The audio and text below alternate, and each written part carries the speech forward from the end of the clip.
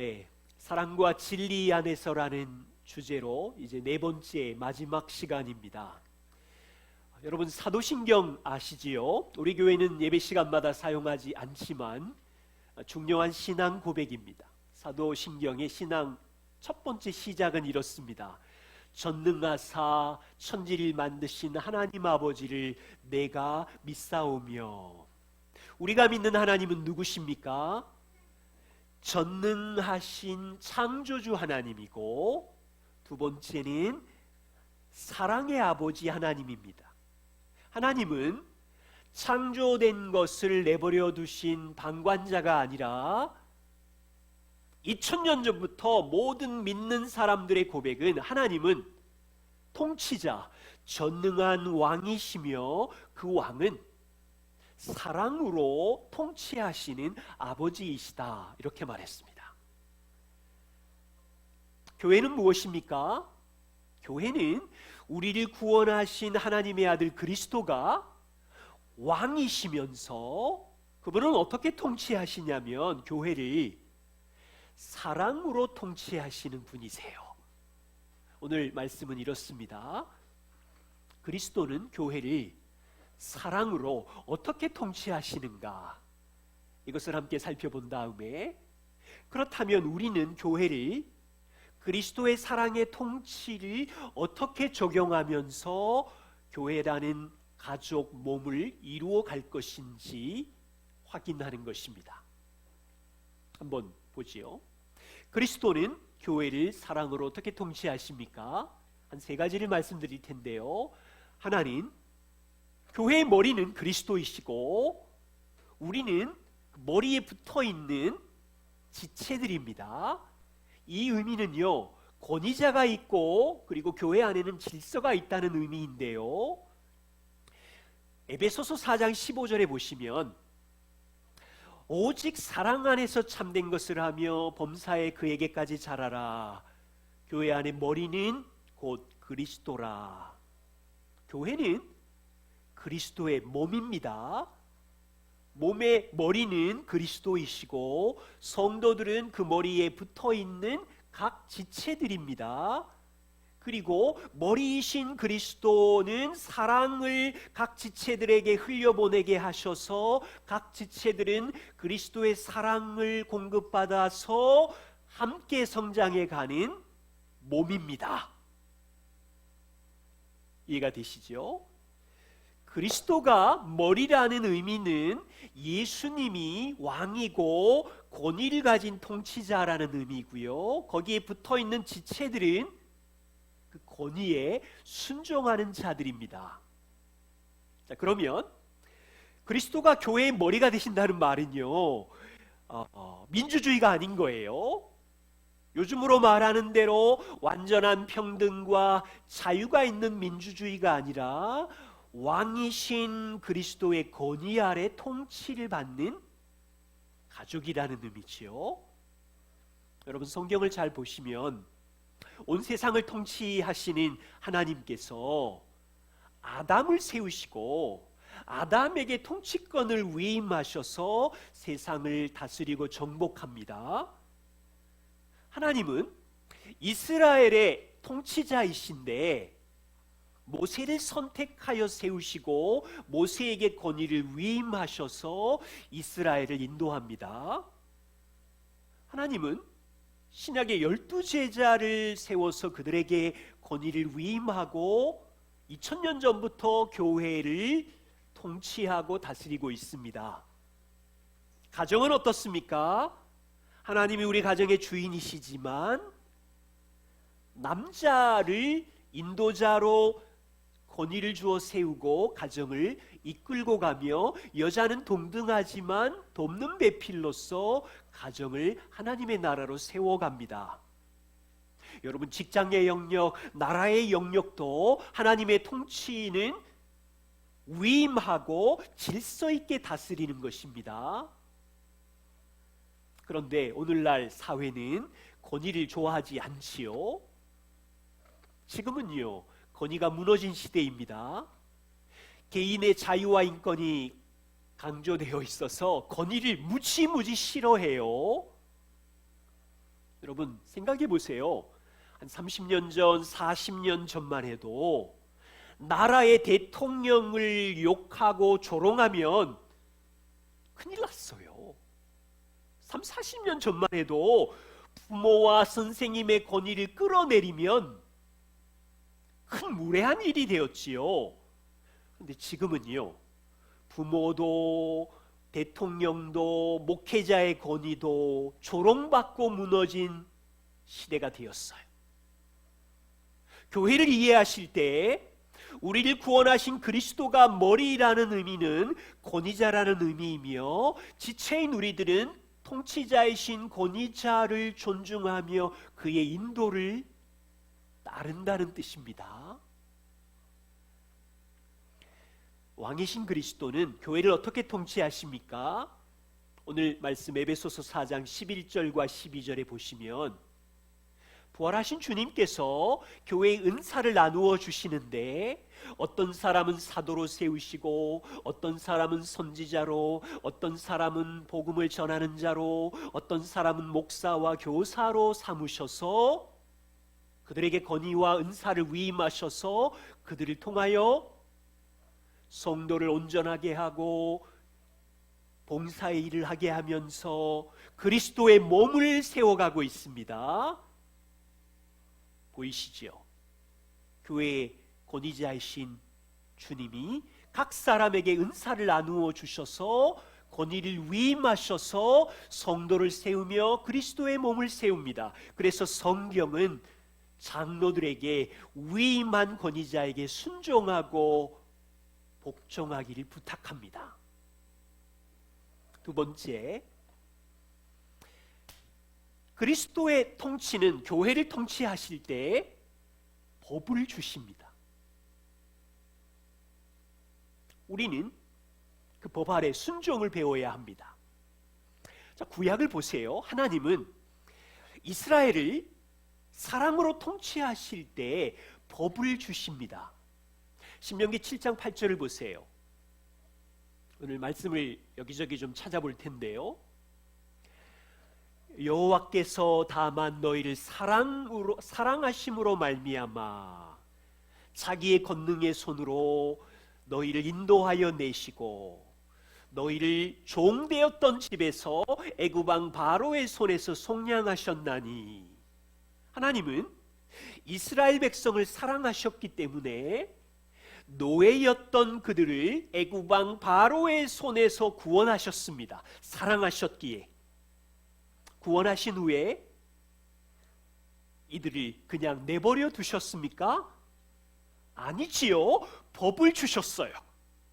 신명기 7장 그 바로 뒷절을 보십시오. 9절과 11절에 보시면, 그런즉 너희는 알아라. 오직 너의 하나님 여호와는 하나님이시고 신실하신 하나님이시라. 그를 사랑하고 그의 계명을 지키는 자에게는 천대까지 그의 언약을 이행하시며 인애를 베푸시되, 그런즉 너는 오늘 내가 내게 명하는 명령과 규례와 법도를 지켜 행할지니라. 하나님은 자기 백성을 사랑하기에 구원하셨고, 자기 백성을 너무 사랑하기에 내버려 두신 것이 아니라 법을 주셨어요. 계명을 주셔서 인내로, 자비와 사랑으로 통치하시면서 하나님의 마음과 사랑이 담긴 법을 지킴으로 행복하기를 원하셨어요. 하나님이 주신 법은요, 무거운 짐이 아니었어요. 이스라엘 백성들을 골탕 먹이려고 했던 게 아니라 사랑하셨기에 하나님의 백성답게 살게 하려고 주신 원리였어요. 자, 신약으로 와보세요. 하나님의 아들 그리스도가 이 땅에 오시고 십자가에 돌아가시기 전에 교회를 자기 목숨을 주시기까지 사랑하시고, 그리고 죽기 전에 법을 주십니다. 요한복음 13장 35절에 보시면, 새 계명을 너희에게 주노니 서로 사랑하라. 내가 너희를 사랑한 것 같이 너희도 서로 사랑하라. 죽기 몇 시간 전에 새 계명 법을 주십니다. 요한복음 14장 21절에도 나의 계명을 지키는 자라야 나를 사랑하는 자니 나를 사랑하는 자는 내 아버지께 사랑을 받을 것이요 나도 그를 사랑하여 그에게 나를 나타내리라. 예수님은 죽기 몇 시간 전 자기의 목숨을 주기까지 사랑하는 그 백성들에게 생명을 주기까지 사랑을 표현하셨지만 그들을 사랑하셔서 법을 주십니다. 사랑의 법, 율법을 다 이루는 사랑의 법. 그래서요, 서신서를 잘 보세요. 신약의 저자들 요한, 베드로, 야고보 모든 서신서에 보면 성도들의 삶에 사랑이 최고의 법이며 너희가 서로 사랑할 때 율법을 완성하는 것이다. 율법의 마침이 사랑의 법이다. 자, 오늘 본문으로 와보십시오. 예수님은 이제 교회의 머리로 다스리고 계시지요. 교회를 어떻게 통치하십니까? 에베소서 4장 15절 16절 말씀을 보십시오. 사랑으로 통치하십니다. 머리이신 그분이 오직 사랑 안에서 참된 것을 하여 범사에 그에게까지 자랄지니 그는 머리니 곧 그리스도라. 그에게서 온몸이 사랑으로 통치하는 그분에게 붙어있는 각 마디 아래 사랑이 흘러가서 도움을 받음으로 연결하고 결합하여 각 지체의 분량대로 역사하여 사랑 안에서 이 몸이 자라가고 있으며 사랑 안에서 세워지느니라. 보이시나요? 머리이신 그리스도는 사랑의 통치를 하고 있는데 요 구절만 잘 보세요. 성도들을 제멋대로 용납하는 사랑이 아니에요. 잘 보세요. 권위도 없고 법도 없는 사랑이 아니에요. 머리이신 그리스도가 권위자이고 성도들을 자기 느낌대로 욕망대로 무엇이든지 하게 내버려두는 사랑이 아니라 오직 사랑 안에서 참된 것을 하도록 범사에 그 참된 것이 진리라는 거예요. 14절 말씀이랑 연결해서 보세요. 성도들 중에 사람들의 속임수와 간사한 유혹에 빠져서 흔들거릴 때 내버려두지 않아요. 세상의 온갖 문화의 풍조에 밀려 요동치지 않도록 하는 참된 것을 범사에 행하는, 그래서 몸을 세우는 하나님의 말씀에 법을 참된 것을 지키며 범사에 행하게 하는 사랑이라는 거예요. 여기서 우리가 오해하지 말아야 할 것이 있습니다. 종종 이렇게 생각해. 사랑하면 법에 묶여있지 않고 자유롭게 해줘야 되는 거 아닌가? 여러분, 법은 소중한 것을 보호하고 지키는 데 있어요. 교통법규를 생각해 보세요. 모든 차들은 우리나라 같은 경우는 오른쪽으로 달리게 되어 있지요. 고속도로는 시속 100km라는 제한 속도를 지키지요. 교통법규를 사회에 주신 것은 무거운 짐을 주는 것이 아니고 사람들을 골탕 먹이려고 만든 것이 아니라 이 교통법규를 지킴으로 소중한 생명과 재산을 지키기 위한 거지요. 만약 나는 자유를 원한다고 말하면서 운전자가 오른쪽 차선이 아니라 왼쪽을 달리면 어떻게 될까요? 완전 무질서해지겠죠. 시속 100km가 아니라 고속도로에서 180, 200km를 달리면 그런 분 종종 있지요. 무질서해지고 자기의 재산과 생명을 지킬 수가 없는 거예요.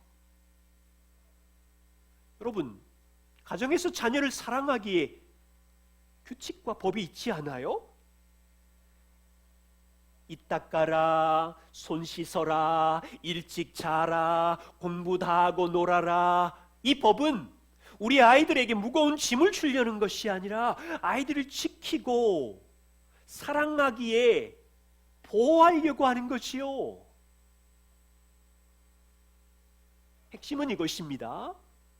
하나님이 이스라엘 백성을 사랑하기에 법을 주신 것처럼 그리스도는 교회를 사랑으로 통치하실 때 말씀의 법을 주셨어요. 이 말씀의 법으로 자기 백성을 보호하시고 다스리시는 거지요. 우리는 순종하는 거고. 세 번째는요, 사랑의 법을 주신 목적이 무엇입니까? 목적이 있어요. 우리의 행복을 위하여. 여러분, 구약의 하나님께서 신명기 10장 12절 13절에 이스라엘아, 내 하나님 여호와께서 내게 요구하시는 것이 무엇이냐? 하나님이 우리에게 요구하는 게 있대요. 마음을 다하고 뜻을 다하여 너의 하나님 여호와를 섬기고 내가 오늘 너의 행복을 위하여 너에게 명하는 명령과 규례를 지킬 것이니라. 정확하게 나오지. 하나님께서 주신 명령과 규례, 법을 지키라는 목적은 너의 행복을 위하여 주셨어요. 자, 신약인 우리 머리이신 그리스도가 말씀의 법으로 교회를 통치하시는 이유가 무엇입니까?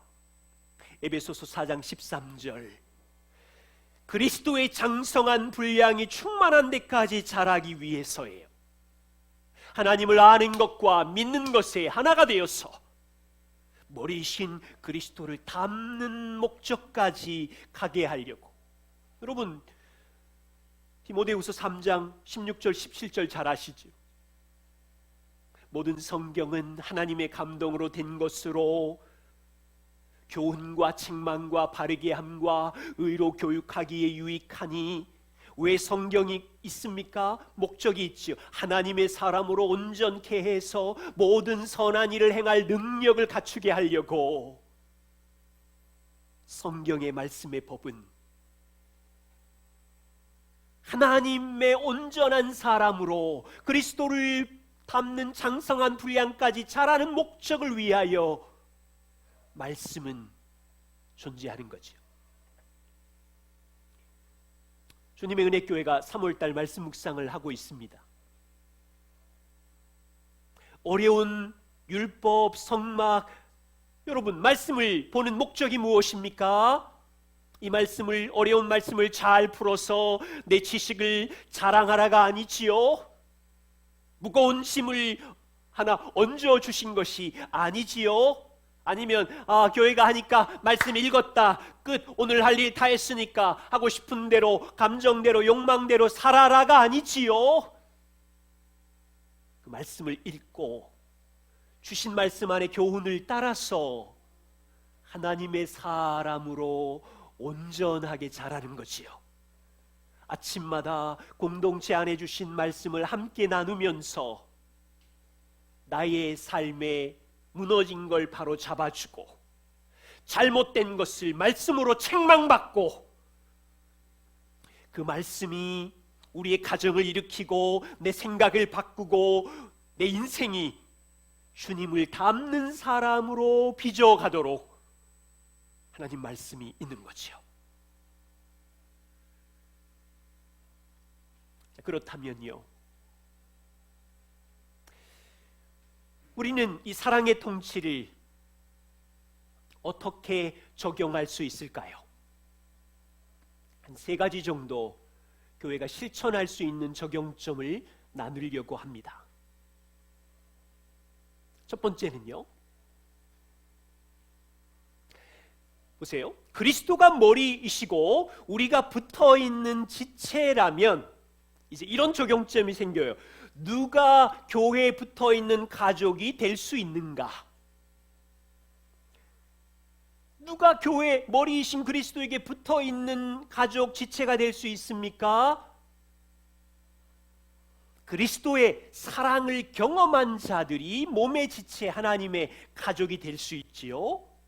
이 진리를 잘 적용하면 어디까지 가냐면 교회 멤버 제도를 우리는 신중하게 적용해야 되는 적용점까지 나오는 거예요. 질문은 이것입니다. 여러분, 교회 멤버와 멤버가 아닌 믿지 않는 사람과의 차이는 무엇인가요? 교회 멤버 가족들은 무슨 고백을 합니까? 나는 죄인임을 고백합니다. 그들은 말하기를 나는 죄인이기에 나 대신 십자가에 죽으신 그리스도의 십자가의 죄 용서가 필요합니다. 나는 의롭지 않기에 예수님의 완전한 삶의 의의 옷이 필요합니다.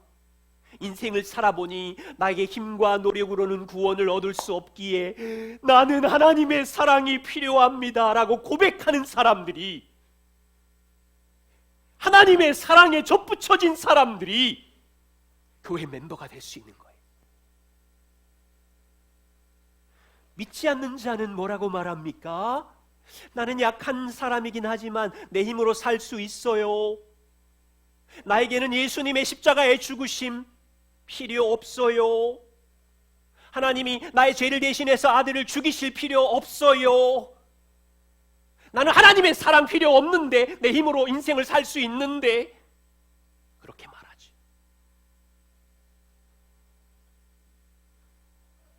교회 몸의 지체가 되려면 그리스도의 사랑을 알고 믿어야 되는 거예요.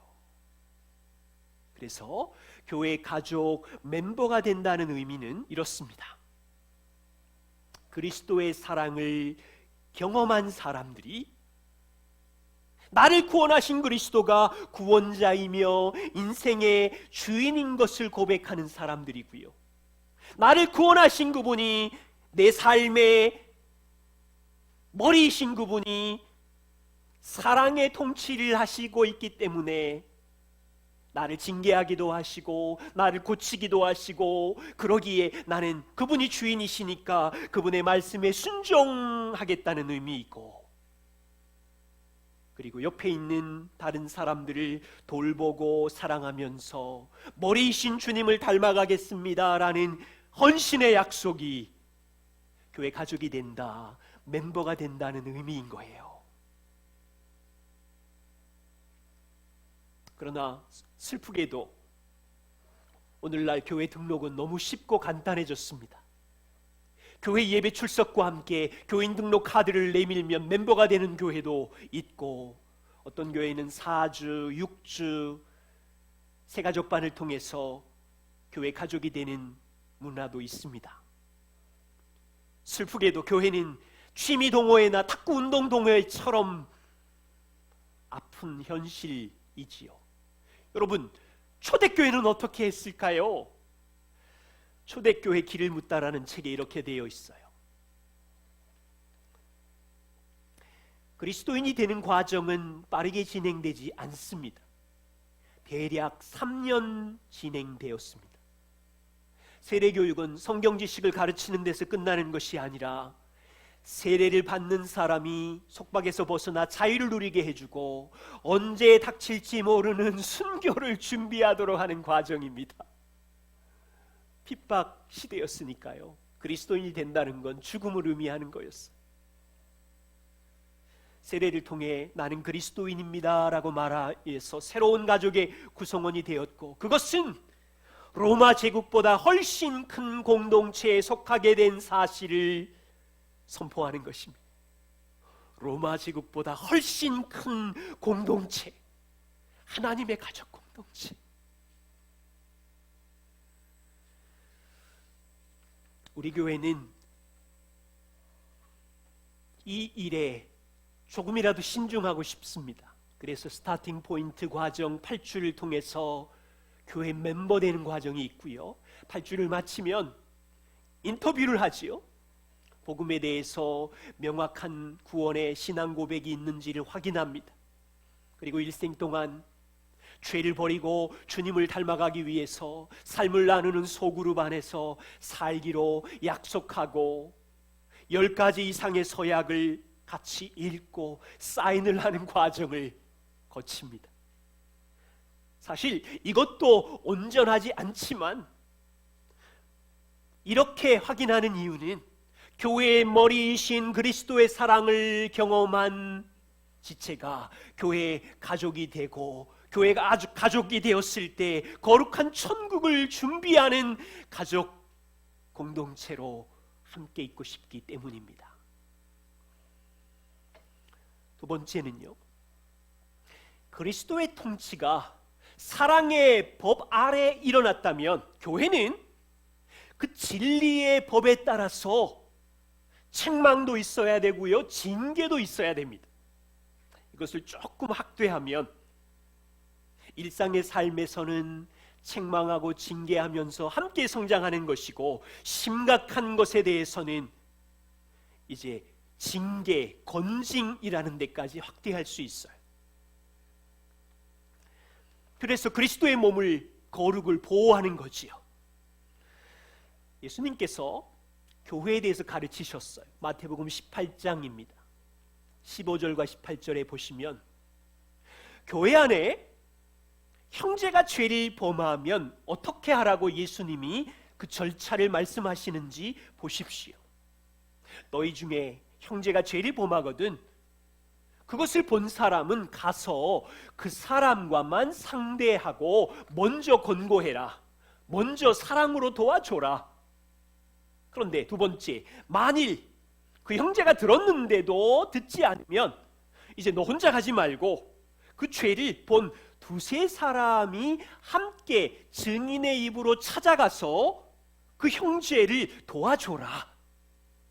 세 번째, 그런데도 공동체의 말을 듣지 않거든 교회에게 말해라. 누굽니까? 교회 위임된 장로나 위임 직분자들에게 말해서 교회를 대신해서 찾아가서 너의 그 죄에 대해서 돌이켜라. 하나님께로 돌아와라. 책망해줘라. 그 다음 보세요. 이 말도 듣지 않거든 이방인과 세일이 같이 여겨라. 교회 공동체에서 내어 쫓아라는 말이에요. 하나님의 말씀의 법에서 하나님의 말씀의 진리를 기준으로 성도를 사랑하고 돌보고 책망하고 징계하고 교회의 몸의 거룩을 심각하게 훼손할 때는 여러분, 오늘날 교회가 잃어버린 유산입니다. 지금 교회를 보십시오. 교회 안으로 들어가는 것이 얼마나 쉽게 허용이 되었습니까? 초대교회는 3년이나 걸렸는데 이 사람을 교회 가족으로 멤버로 받아들일 것인지 말 것인지 누가 결정합니까? 본인이 결정 안 해요. 교회가 결정해요. 이 사람의 믿음과 신앙을 보고. 또한 교회 밖으로 내보내는 것도 나 이 교회 싫으니까 갈래 그러고 쉽게 갈 수 있는 구조가 아니라 말씀의 진리의 법으로 교회가 결정해서 내보내도록 교회에게 권세를 위임하신 거예요. 마크 데버는 이 잃어버린 유산에 대해서 건강한 교회의 9가지 특징에 한 주제를 다루고 있으면서 이렇게 기록했어요. 미국 교회에 대한 이야기인데요. 남북전쟁 이후에, 남북전쟁이 1865년에 끝났습니다. 뜻있는 이들은 교회의 징계가 무너지고 있다고 개탄하기 시작했습니다. 징계가 쇠퇴한 이유는 부분적으로 더 큰 규모의 교회에서 징계가 이전보다 부담스러워졌기 때문입니다.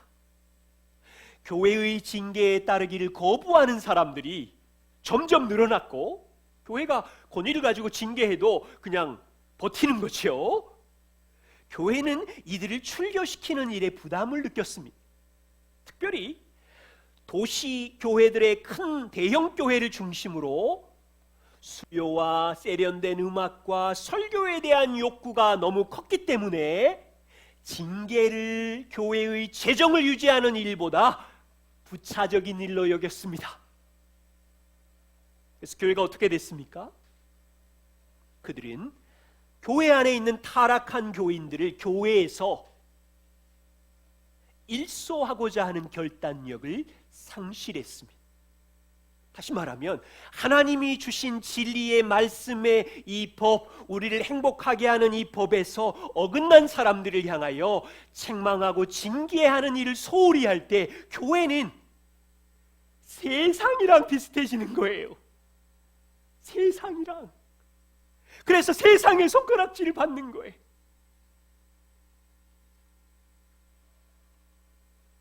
교회가 성도들을 말씀의 진리로 책망하고 도와주는 이유는 무엇입니까?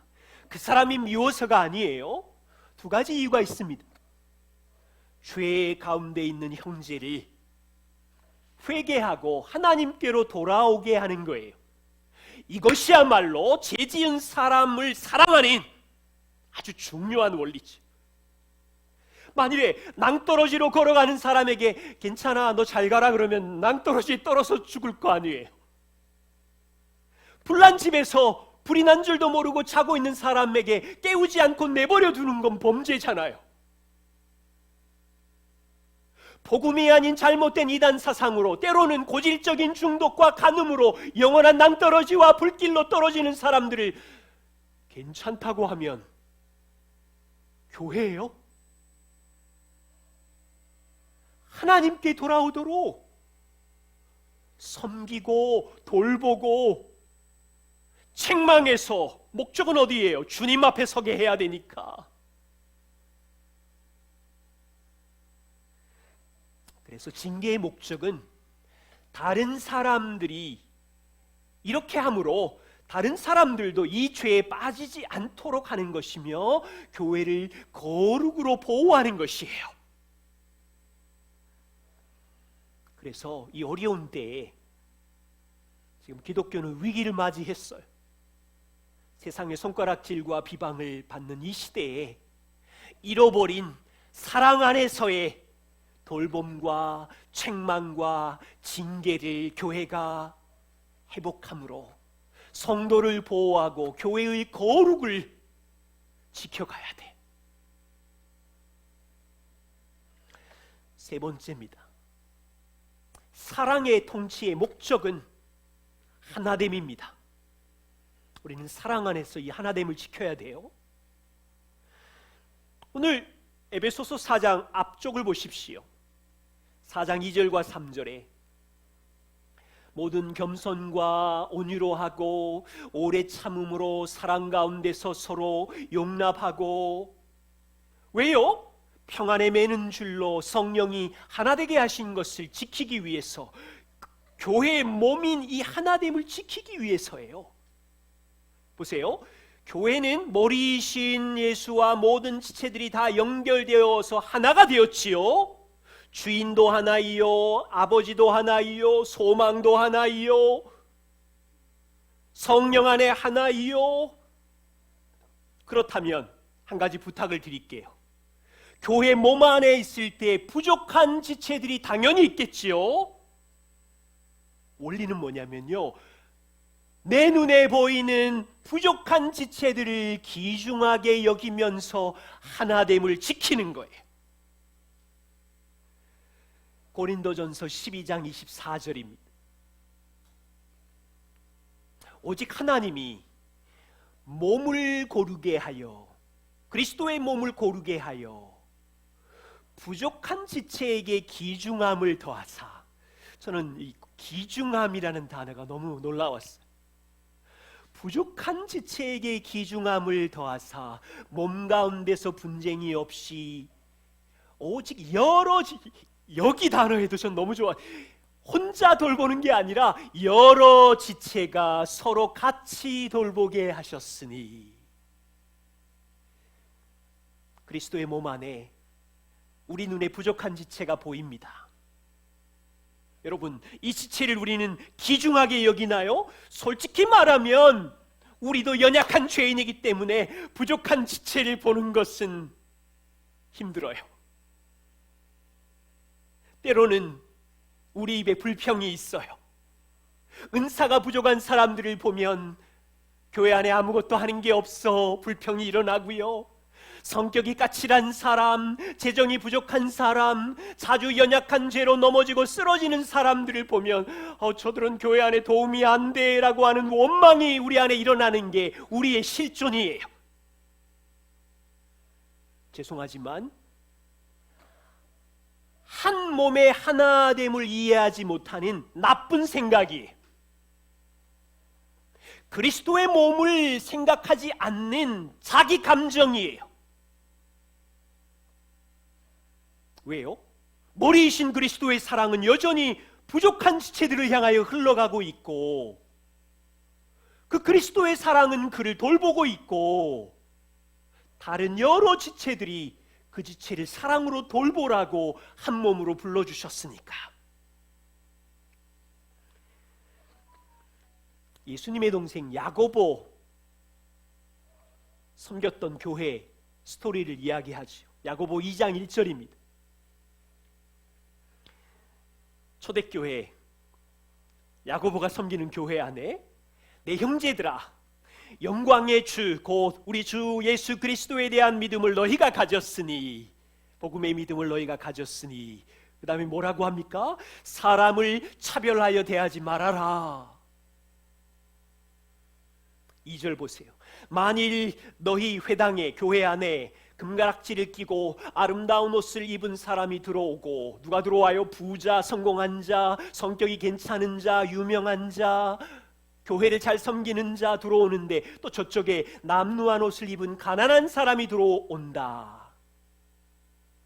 사회적으로 볼 때 연약한 사람 들어올 때 너희가 아름다운 옷을 입은 자에게는 조르르 쫓아가서 그 사람을 대접하고, 가난한 사람에게는 밀쳐내면서 저쪽 구석에 앉으세요 하면, 교회 안에 있는 일이고, 초대교회 안에 이런 일이 있었고,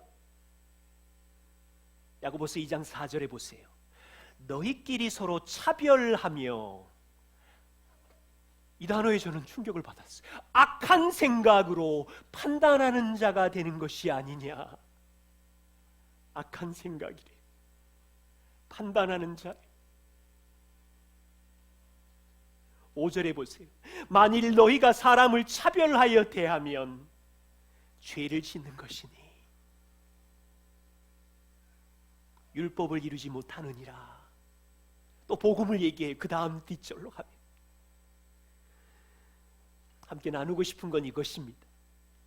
그리스도가 사랑으로 우리를 한 몸으로 만들어 주셨으며, 몸 안에 있는 우리는 연약한 지체일지라도 한 가족입니다. 이걸로 말하면 교회 성공은 뭘까요? 사람이 많이 모이는 게 교회 성공이 아니고, 교회 재정이 빵빵한 게 교회 성공이 아니라, 그리스도의 사랑의 복음 안에 연약한 지체까지 품어내면서 돌보고 사랑하는 게 교회 성공인 거예요.